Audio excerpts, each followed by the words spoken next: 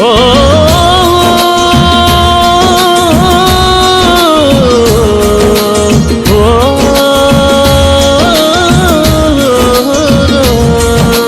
बैरागी मन बोले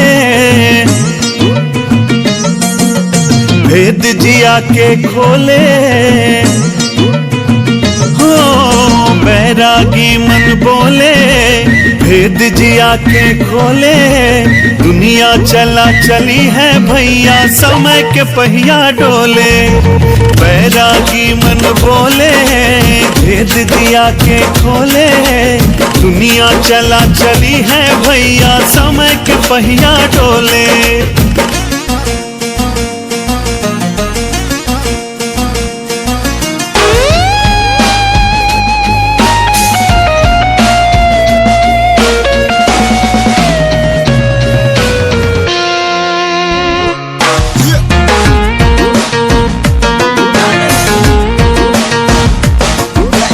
कहवा से कहवा गईल रे जमाना,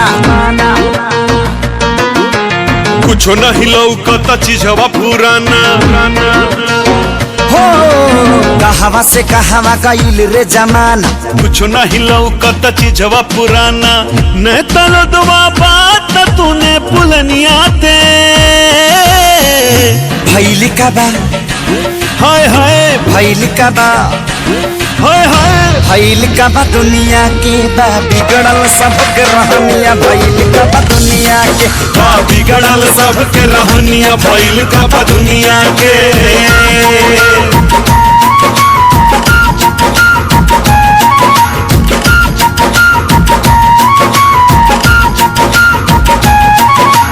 खादी के न कपड़ा केहू के मन भावे, आही दादा फैशन जे न करावे। कुटी पे टंगा गईल ओढ़नी उतार के, खागल जींस अब सूट सलवार के। देहू नहीं ताता तंदुलती वाला ताना।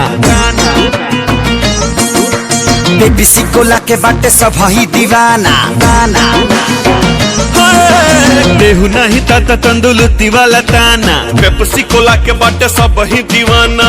पीजा बरी गरी चाभे छोड़ी के बुनिया के भैली का बा, हाय हाय भैली का बा, हाय राम भैली का बा दुनिया के बा बिगड़ल सबके रहनिया। भैली का बा दुनिया के बा बिगड़ल सबके रहनिया। भैल का बा दुनिया के।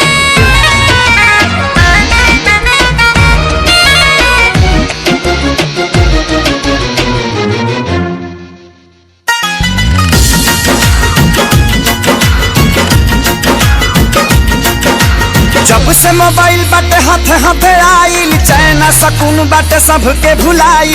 जान पहचान बिना रिश्ता जुड़ाता, घोल के तमांगते न हलव पुताता। ओ चादर के उड़ के बुढ़ऊ व्हाट्सएप चलावेले।